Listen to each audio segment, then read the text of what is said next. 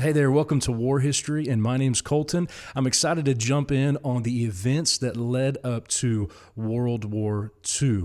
So I've got a few timelines that I want to go by in order for us to kind of get to the early 1930s. I'm going to start out late 19-teens and then jumping into the 1920s. And the first way I want to start this, and again, we're talking about the events leading up to World War II. We're going to be on this probably for the next few months. World War II is such a vast subject, one of my favorite, if not my favorite, all-time subjects concerning war and the history of all war. Most historians, in fact, actually would say that World War II was just an extension of the Great War, which would have been called World War I before, of course, number two, the Great War. And I want to talk to you for a moment about that, specifically speaking, World War I, and what brings us to the point of World War II. So if we go back to about 1914, World War I started in the Austria-Hungarian era, and we're talking in now, of course, middle to north of Europe, and I'm going to try to put a map on the screen so you can tell where I'm talking about. But World War I, and this is off of history.com. I'm going to cite a few sources, so in order for us to kind of get on the same page of where we're leading up to in the early 1920s, World War I, known as the Great War prior to World War II, had begun in 1914 with the assassination of Archduke Franz Ferdinand of Austria. Now, his murder was catapulted, and it trajected for the war across Europe, lasting until 1918. Now, what's interesting about World War I is that you have a few nations, few countries on the rocks up to this point for several decades. Now, of course, you know that Germany started World War I and then therefore started, technically speaking, now in World War II. We'll talk about that in a moment. But Austria, Hungary, Bulgaria, Germany, the Ottoman Empire were called in World War I the Central Powers, and they fought against Great Britain, France, Russia, Italy, Romania, Japan, and the United States, called the Allied Powers. Now, thanks to new military technology called trench warfare, World War I became one of the most bloody wars up to that point in history. And what's just tragic about World War I is all of the historic landmarks of Europe and then the countries even close to North Africa was just leveled to a certain degree. Even before nuclear powers, of course, had existed or invented at this point, World War I was an absolutely horrific many clusters of battles lasting for about 4 years. By the time the war was over, the Allied powers claimed victory. More than 16 million people civilian soldiers had their lives taken.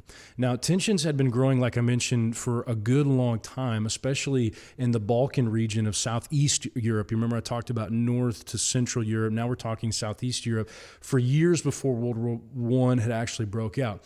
Now, what's interesting about World War I, this is probably one of the most fascinating facets of that time period. If World War I had never taken place, of course, this is just an if-then scenario. But if World War I, the first Great War, had never taken place, there would still be countries under the old-time kingdom age. For instance, the Ottoman Empire, which we talked about being one of the powers, not the Allied, but, and I'm going to have to look at it real quick one more time, not the Allied powers, but the Central Powers. The Ottoman Empire existed. Russia was still under a monarchy. Which many of you know the story of the Romanov family, but there were still very high amount of several different nations, countries, kingdoms that were under a monarch rule. Now, we know, of course, that Great Britain technically is still in some ways a monarch, but they have parliament, which makes it a lot more of a representation of the people. But aside from all of that, World War I in a lot of ways ended the monarch reign, kind of like, once again, catapulting us, trajecting us towards the new age. And this is kind of where I want to head to in the 1920s. Now, I'm going to do this in two separate ways. I'm going to try to throw a timeline together in order for you to kind of get a gist of what's happening across the world. Now, the second thing I want to do is do the best we can to try to, by country, talk about what's taking place in the world at this point. So starting in 1920, you have the wake of World War I. Now, World War I was, again, 16 million people altogether died across the world. Now, the U.S. population right now in 2021 is knocking on close to 40 million people. Now, this is a lot less over 100 years ago. Now, what we find that's interesting for the sake of where we are in history, the 20s was an incredible time for the United States. Now, obviously, hopefully people are watching this all over the world. The 1920s often is referred to as the Roaring 20s. I'm sure that you've learned in history. But on the cusp of 1918 and 1920, the League of Nations holds their first meeting in Geneva, Switzerland. The U.S. Department of Justice nets thousands of radicals. They deported aliens. You have the 19th Amendment that's becoming amended with the Women's Suffrage Act. 1920, women were legalized to vote. In fact, it's interesting. There were several states actually out west that were allowing their women to vote. But in 1920, across the board in America, the Women's Suffrage Act had taken place. Now, 1920 was a big year, and I want to talk about this for just a half second because it's extremely interesting. You have what's called the Treaty of Versailles that takes place, and I want to be specific in this, but I'm almost positive you're looking at 1921. And I could quote my sources on that here in a little bit, but it's between 1919 and 1921, I believe, in those 3 years. But the Treaty of Versailles was an agreement with all of the European countries, excluding the United States, which is an interesting note because the U.S. was... The Congress at that point, it's a sticky situation, was frustrated with President Woodrow Wilson. Now, I want to talk about this for a second because it is important, but the Constitution grants the president the power to negotiate treaties with foreign governments. Now, up to this point, this hasn't had really taken place, so this wasn't really a precedent in Congress. But in 1919, here we go, the Senate rejected the Treaty of Versailles, which formally ended World War I, in part. Now, this is why the Senate rejected. The Senate has the power, the 100 representatives in Senate has the power, the senators, to declare war. The Congress ultimately having to be passed by the House of Representatives. But in part was they were frustrated with Woodrow Wilson because he had failed to take senators' objections to the agreement of consideration. So meaning they were not even wanting to vote on it. They were frustrated with President Wilson. They have had the French treaty subject to the authority of the League, which the League at that point would be similar to like what we now call the UN. It's like a good group, like a pretty much the top most powerful countries in the world combining together. They had the French treaty subject to the authority of the League, which the U.S. was not into whatsoever. They did not want to be subject to the League. So they call upon the assistance of France, and this is a if-then scenario like we talked about, in some ways a hypothesis, but if the country of France, which they had done before, we came to France's aid in World War I, if they wanted to do the same thing, we would have been obligated by the Treaty of Versailles in order for us to go and help them. The U.S. didn't want any part of that. They were tired of war at this point. They had been in the war for a couple years, losing millions of soldiers' lives, and then it would be that we would, once again, like I previously mentioned, we would be almost bound by law to go and help France in their need. And so the U.S. said, nope, don't want any part of that, against Woodrow Wilson's plea, because he was in a lot of ways the one who constructed the Treaty of Versailles for the U.S.'s involvement. He said, don't want any part of it, or the country said, don't want any part of that. And what I find interesting about this is that each individual country came to the U.S., or at least the U.S. came to them, such as France, Germany, later the Ottoman Empire, which had crumbled after World War I, all went to the U.S. separately, and they ratified peace amendments, or I should say peace treaties. So that's 1919 to 1921. Now, we find that Germany at this point, we're going to talk a little bit more about this in a second, but Germany at this point had been in utter chaos. Their dollar meant nothing. Their country was decimated. They were an absolute tragic state for a country. Now, Reparations Commission fixes Germany liable for the war. Germany was bankrupt at this time. It says 132 billion gold marks. This is off of infoplease.com. Pretty interesting stuff. But German inflation starts after they were liable to pay back billions of gold. Major treaties signed in Washington, the disarmament conference limit naval tonnage and pledge to respect territorial integrity to China. Now, this right here is interesting. This right here is interesting because China at this point wasn't a massive player, I should say, in World War I. Japan was, of course, a part of earlier the Allied powers, but the U.S., there was a couple people who were Italian-born anarchists, were convicted of armed robbery and murder. And the reason why this is extremely important is because later Italy becomes a player into World War II, including Mussolini. And we'll talk about him actually right here. 1922, Mussolini marches on Rome, forms the fascist government, which later we know Mussolini was a horrific ruler in and of his own right as a dictator. He was starting, this is actually pretty cool. He was starting to take over when Ireland becomes a free state, a self-governing state out of the British Empire, officially proclaimed their freedom.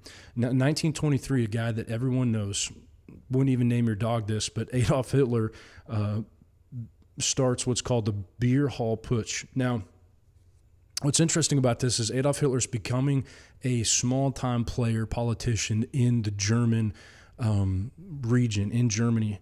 Now, again, you have to remember, Germany was hated by the world, and in a lot of ways, this was Germany's worst existence yet. They were very, their pride was hurt, I guess you could say. I don't really have the vocabulary to talk to you about how just desolate that Germany was. They were upset, they were frustrated, they were still mad at the Austrian, how the Austrian escapade, the feud held out, and then of course the 4 years of World War I, they were bankrupt. And you're talking about the German people, very prideful people who rooted for the country, very nationalistic people, patriotic people.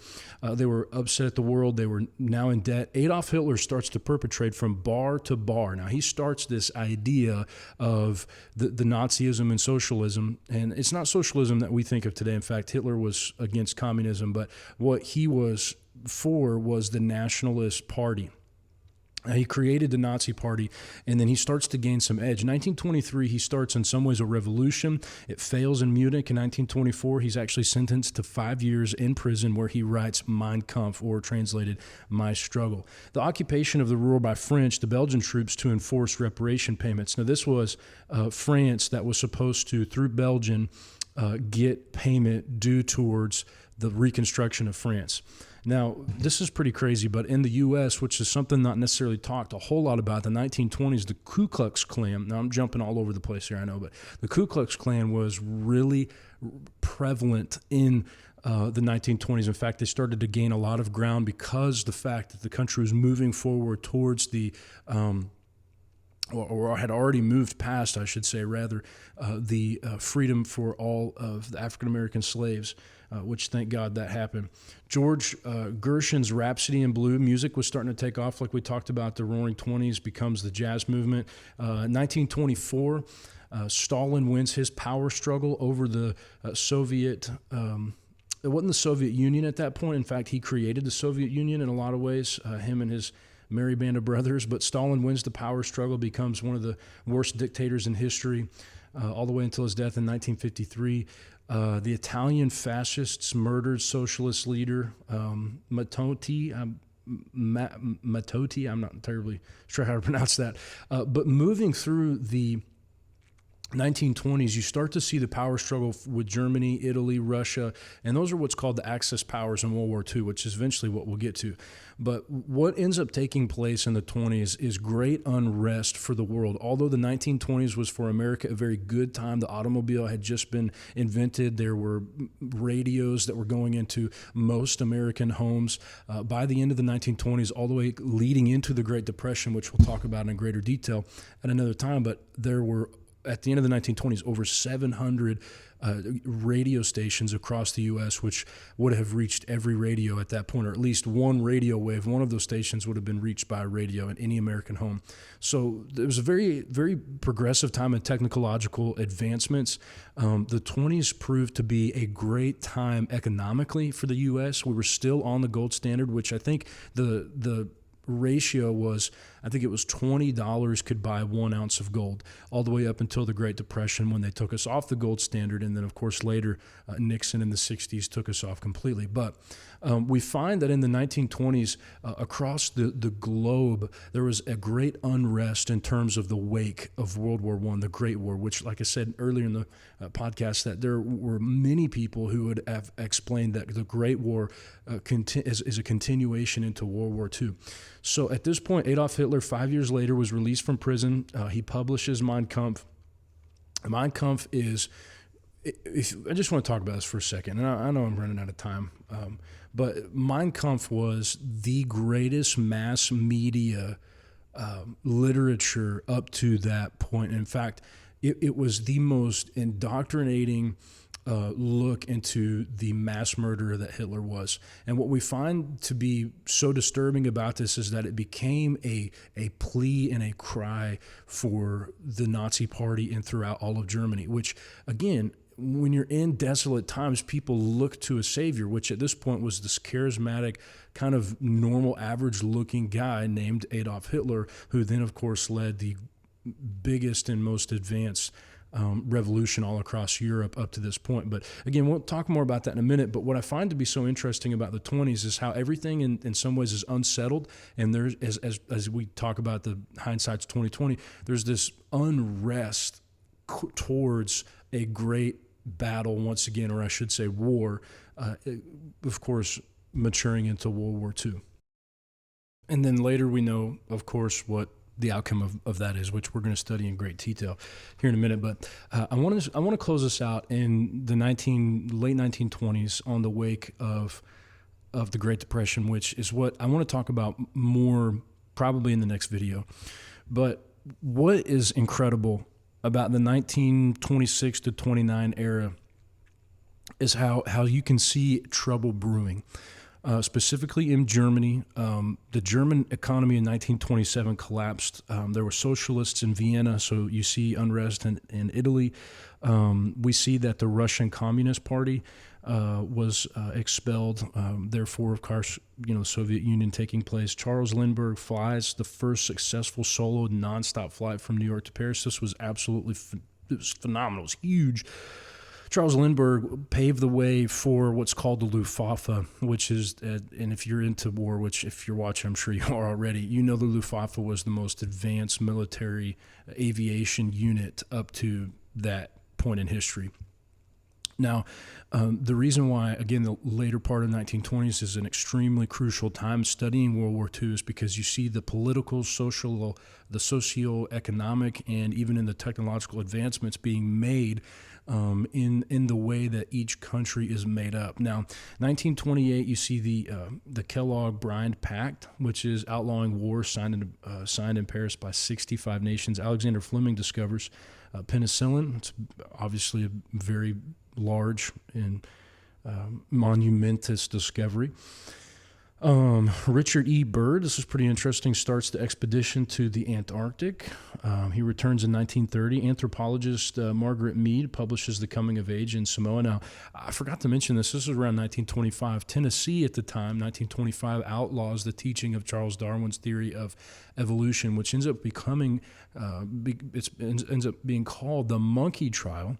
Obviously, I'm sure you can tell why, but the U.S. started to open their eyes to a secularist, progressive liberalism, I guess you could say, call it in some ways, which obviously we know the outcome of that. But 1929, Trotsky expelled from the USSR, which is what we call the Lateran Treaty, establishes the independent Vatican City. So basically the Vatican becoming its own independent entity. In the U.S., 1929, which is where we're going to start or stop, right? The start of the Great Depression stop here. But in the U.S., the stock market prices collapse. This is towards the end of 1929. The U.S. securities losing $26 billion. It's got a question mark behind it, so I'm assuming that that's give or take some. The first phase of the Depression and the world economic crisis. And something to note here that's important is that the U.S. is the epicenter, still yet at this point, of world trade. Obviously, Charles Lindbergh, which was of the U.S. descent, you see is, again, and others like Amelia Earhart and whatnot, are becoming Henry Ford, Andrew Carnegie. There's a few other entrepreneurs in there that I'm failing to mention. I wish I could name off the top of my head, but they're the steel manufacturing, the railroads building out towards the west, which really more so happened in the late 1800s, but you're still only about 30 years from that. So in retrospect, in terms of commerce, in terms of the market, the U.S. is still the epicenter of that. So the stock market crashing, which people have asked the question, and I have 100 times, what in the world does that have to do with the actual meaning of the dollar? Well, ultimately what ends up happening is in 1929, there was more money flushing through the market in a synthetic way as opposed to what was actually real. So, for instance, the bank might say they have $3, but really to their $3, they only have $1. And so as the stocks begin to plummet, you see an extremely massive hysteria of fear sweep across the country and then later the world. And you see that even more so in Germany, because Germany, although frustrated and angry from World War I and the unfortunate end to their government, you see that Germany, in a sense of fear or maybe even in a sense of self-reliance, starts to do everything they possibly can to create a stronger, more powerful government, which is ultimately what leads to the deception of so many people believing in the good of the Nazi Party. One interesting fact, again, to note as well, is that the reason why they were so anti-Semitic was due to the fact that they blamed the Jews for what the economic standpoint was in Germany. For instance, a lot of Jews at that point were dentists, were doctors who were very well-off lawyers in some cases. They were the education of society at that point in terms of teaching in public schools and even in universities. And Hitler began this mass hysteria of deception towards the Jewish races because they had to find a scapegoat, right? They had to blame a race or a nation of people, and ultimately it ended up being the Jewish people, and for a lot of prophetic reasons as well, I guess you could say. But sadly, what we see in the end of the 20s is a certain amount of poor poverty, I should say, across the world that at this point, in some ways, the world hadn't seen. And being that the height of the 20s was such a economic success, and then you start to feel the deep, dark, depressive depths of why and how things started to crash. So you go on the mountaintop of the 1920s, the steel manufacturing is the highest it's ever been. The oil manufacturing, like a country probably in terms of gross production, was the highest it had ever been in the 1920s, and then crashes to the lowest that it had ever went. And then later, even in the 30s, and we'll talk about this in the next video, but later you have the Dust Bowl, which was a massive drought across all of America. Prohibition was also a big factor here in the 1920s, the sale and the legalization of alcohol, and then the prohibition.